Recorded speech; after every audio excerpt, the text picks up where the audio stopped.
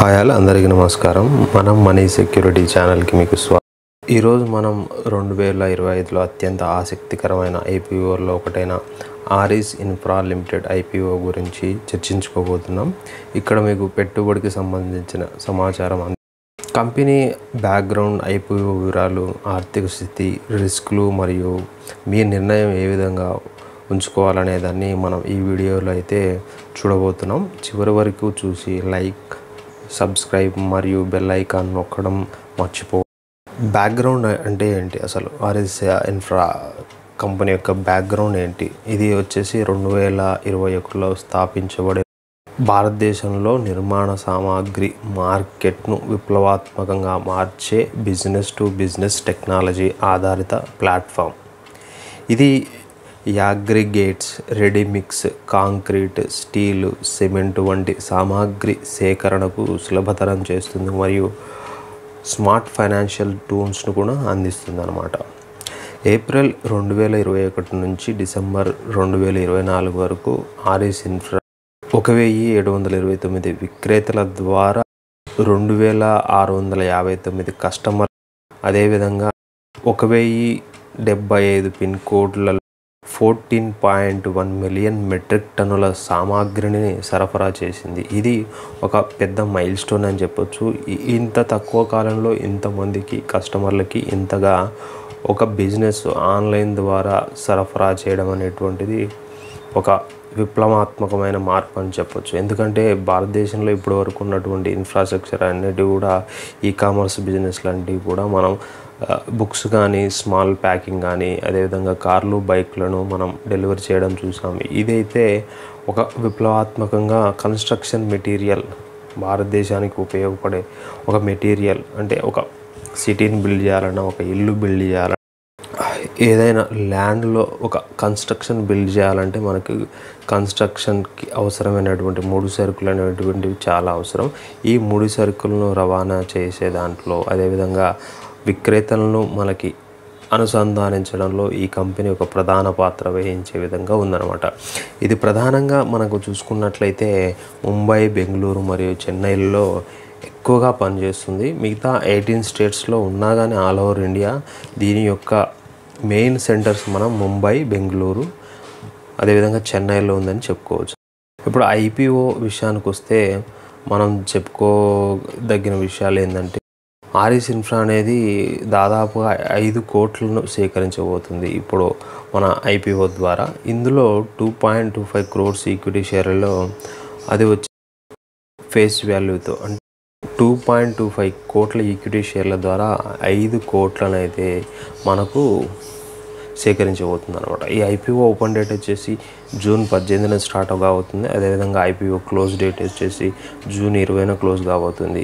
మనకు price band చూసుకున్నట్లయితే 210 రూపాయల నుంచి 222 రూపాయలు ఫిక్స్ చేయడం జరిగింది. అంటే మీకు అప్లై చేయాలనుకున్నప్పుడు ఈ బ్యాండ్లో 222కి అప్లై చేసినప్పుడు మీకు ఎక్కువగా వచ్చే సంభావ్యత ఉన్నదనమాట. అంటే మీకు షేర్లు అలాట్ అయ్యే ఛాన్స్ ఎక్కువగా ఉంటుందన్నమాట. అదేవిధంగా లాట్ సైజుకి వస్తే 69 షేర్స్ ఫర్ లాట్ అనమాట. అదే మనం minimum investment for 1 single lot చూసుకుంటే 67 ఇంటూ గ్రేటర్ అమౌంట్ ఆఫ్ 222 చూసుకుంటే 14,874 దగ్గర ఉందన్నమాట. అంటే ఒక లాట్కి మనం ఇన్వెస్ట్ చేసినట్లయితే మినిమం ఇన్వెస్ట్మెంట్ అనేది 14,874 రూపాయలుగా ఉంటుందన్నమాట. ఇందులో ప్రధానంగా what is the division of allotment అనేది చూస్తే, రిటైల్ కోటా అనేటువంటిది 10% ఉంది, క్యూఐబి కోటా అనేది 75% ఉంది, అదేవిధంగా నాన్ ఇన్స్టిట్యూషనల్ ఇన్వెస్టర్స్ NIISకి 15% ఉంది. అదే క్యూఐబి అనుకుంటే క్వాలిఫైడ్ ఇన్స్టిట్యూషనల్ బిడ్డర్స్ అనమాట, వాళ్ళకి 75% ఇవ్వడం జరిగింది. అదేవిధంగా అలాట్మెంట్ డేట్ వచ్చేసి 23rd జూన్ అనమాట. అదేవిధంగా లిస్టింగ్ డేట్ చూసుకున్నట్లయితే 25th జూన్ అయితే లిస్టింగ్ ఉంది. ఇష్యూ సైజ్ మనం మాట్లాడుకున్నట్లు దాదాపుగా 500 కోట్లకు ఉందన్నమాట.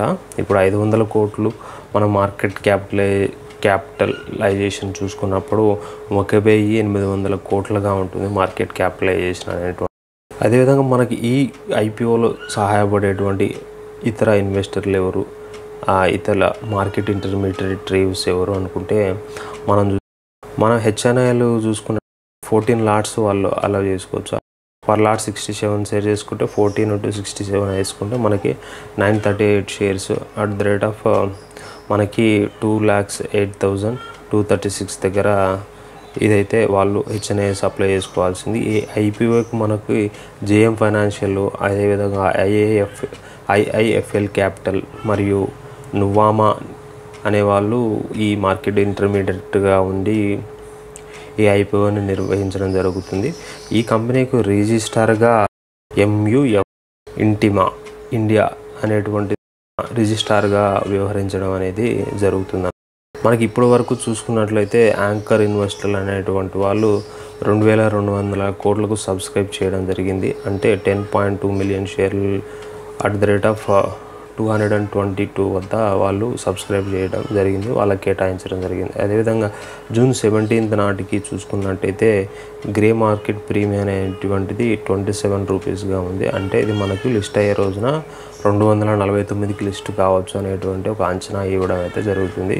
మీరు గుర్తుపెట్టుకోవాల్సింది మనకి గ్రే మార్కెట్ అనేటువంటిది ప్రీమియం అనేటువంటిది ఉండొచ్చు, ఉండకపోవచ్చు.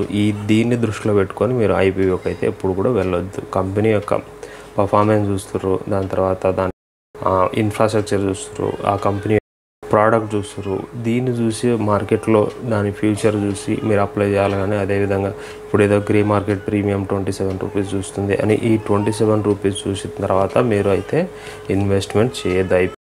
ఈ ఐపీఓ ద్వారా రేజ్ చేసినటువంటి 500 crores వాళ్ళు ఏ విధంగా ఉపయోగించుకోబోతున్నారో వ్యూహాత్మకంగా అనేటువంటిది మనం ఇక్కడ డిస్కస్ చేయబోతే, ఇందులో ప్రధానంగా వాళ్ళు 205 కోట్లని వాళ్ళ యొక్క అప్పులకు తీర్చడానికి ఉపయోగిస్తున్నారు. మిగతా దాంట్లో 35% ఆఫ్ 500 crores అంటే మనం 1,77,00,000ని వర్కింగ్ క్యాపిటల్గా ఉపయోగించుకోబోతున్నారు. అదేవిధంగా 10% ఆఫ్ 500 crores 48 crores వాళ్ళు సబ్సిడరీ ఇన్వెస్ట్మెంట్లో ఉపయోగించబోతున్నారు. అదేవిధంగా 4% అనేది షేర్ పర్చేజ్లో అంటే 20 crores పెట్టి షేర్ పర్చేజ్లో ఉపయోగించబోతున్నారు. రిమైనింగ్ 10% మిగతా అమౌంట్ వచ్చేసి ఇది జనరల్ కార్పొరేట్ పర్పస్కి, అదేవిధంగా కార్పొరేట్ సోషల్ రెస్పాన్సిబిలిటీ CSR కార్యక్రమాలకి ఉపయోగించుకోబోతున్నారు. ఇక ఇప్పుడు మెయిన్ పాయింట్కి వద్దాం. ఈ కంపెనీ యొక్క ఆర్థిక పరిస్థితి, ఫైనాన్షియల్ పర్ఫార్మెన్స్ ఎలా ఉందనేది చూడబోతున్నాం. ఇప్పటి వరకు కూడా ఫైనాన్షియల్గా కంపెనీ అనేటువంటిది నష్టాల్లో ఉందని చెప్పొచ్చు.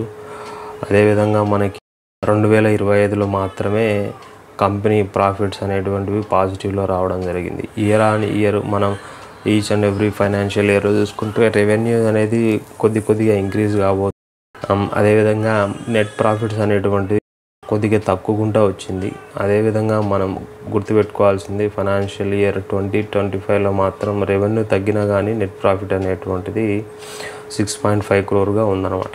దీని డెసిషన్ తీసుకోవడానికి మీరు ముఖ్యంగా ఉపయోగించుకోవచ్చు. Whether the company is going to generate more revenue, spending more capital investments, the raised capital through IPO. ఈ ఐపీఓ ద్వారా రేజ్ చేసిన అమౌంట్ ఉపయోగించి వాళ్ళు కంపెనీని ఎక్స్పాండ్ చేయాలనుకున్నారు, వాళ్ళ యొక్క రుణాలను తీర్చుకోవాలనుకుంటున్నారు, అదేవిధంగా వర్కింగ్ క్యాపిటల్ని పెంచుకోవాలనుకుంటున్నారు. ఇవన్నీ మీకు ఉపయోగపడతాయి అన్నమాట. Whether you are going to apply for IPO based on this financial performance. ముఖ్యంగా మనకు చూసుకున్నట్లయితే ఈ కంపెనీ యొక్క ఆదాయం అనేటువంటిది 81% మహారాష్ట్ర, కర్ణాటక మరియు తమిళనాడు నుంచి రావడం జరుగుతుంది.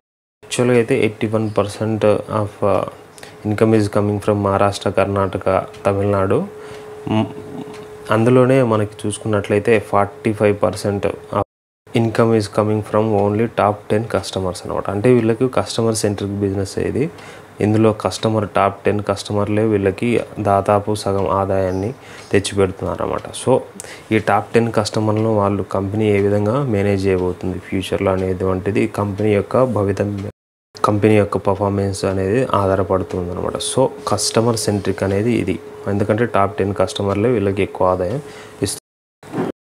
ఇక పాజిటివ్ చూసుకున్నాం. ఐపీఓలో పాజిటివ్ ఏమున్నాయి? ఈ ఐపీఓలో పాజిటివ్ చూసుకోవాల్సింది మనం ఎక్కువగా ఇది ఒక టెక్ ప్లాట్ఫామ్ అనమాట. విస్తృతమైన నెట్వర్క్ ఉన్న ప్లాట్ఫామ్. అదేవిధంగా భారతదేశ ఇన్ఫ్రాస్ట్రక్చర్కు, భూమికు గుర్తింపు గల కీలక ప్రయోజనాలు ఉపయోగపడేటటువంటి కంపెనీ అనమాట.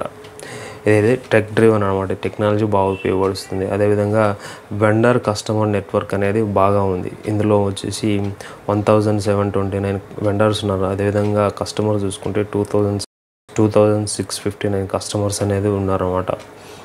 మార్కెట్ గ్రోత్ అనేది మనం ఎక్స్పెక్ట్ చేసిన దానికి చూసుకుంటే బై ఎండ్ ఆఫ్ 2020 ఇది infrastructure is going to $175 to $200 billion అనమాట. సో ఇది గొప్ప అవకాశం అని చెప్పొచ్చు.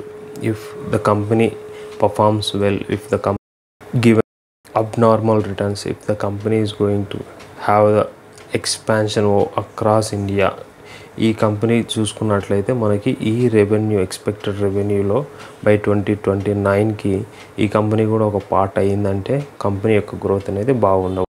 ఇప్పుడు రీసెంట్ ప్రాఫిటబుల్ చూసుకుంటే 6.5 crores అనేది 2025లో ప్రాఫిట్ బుక్ చేయడం జరిగింది. అదేవిధంగా ఇందులో మంచి strong promoter and management team వీళ్ళకు కంపెనీకి ఉందన్నమాట. ఇక్కడ మనం చూసుకుంటే నెక్స్ట్ పాయింట్స్, ఇందులో రిస్క్ ఏమున్నాయి, ఈ ఐపీఓలో మనకు రిస్క్ ఏం కనిపిస్తుంది. ఇప్పుడు దాకా ప్రోస్ చూసాం, ఇప్పుడు కాన్స్ అయితే చూడబోతున్నాం.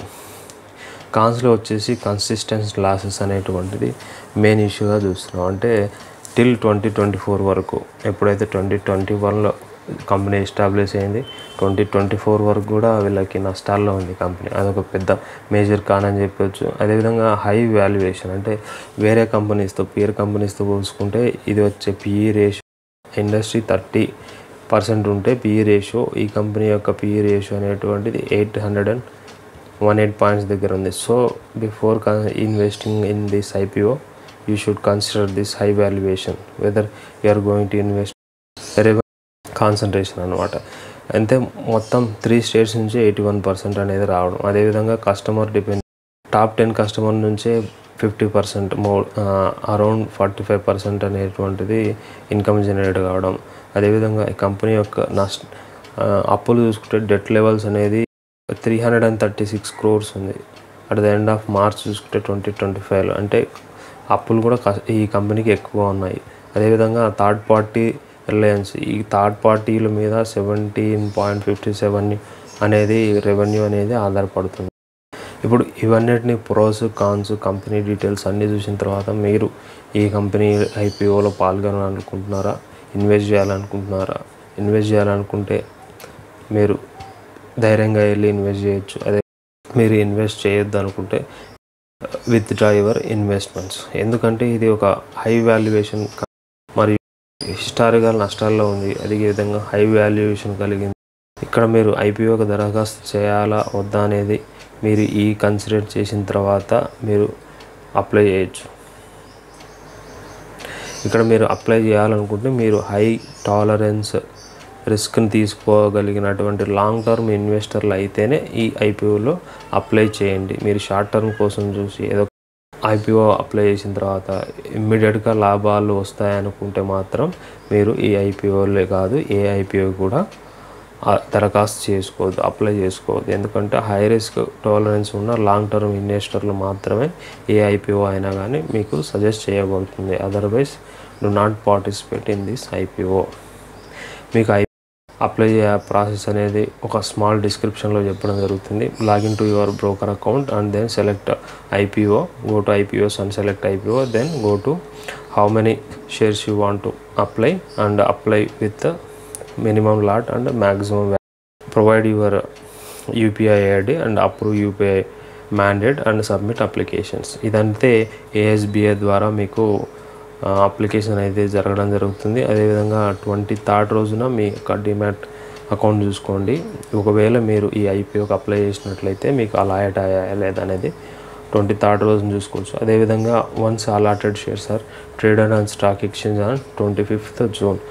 మీకు అలాట్ అయిన షేర్లు అనేటువంటి 25th మీకు ట్రేడ్ చేసుకోవడానికి మీకు ఎక్స్చేంజ్లో లిస్ట్ కావడం జరుగుతుంది. సో ఇక్కడ వరకు చూసినందుకు ధన్యవాదాలు. ఇంకా ఏమైనటువంటి డౌట్స్ ఉంటే మన ఛానల్ని సబ్స్క్రైబ్ చేసుకోండి, షేర్ చేయండి, కమెంట్ చేయండి. Thank you for watching.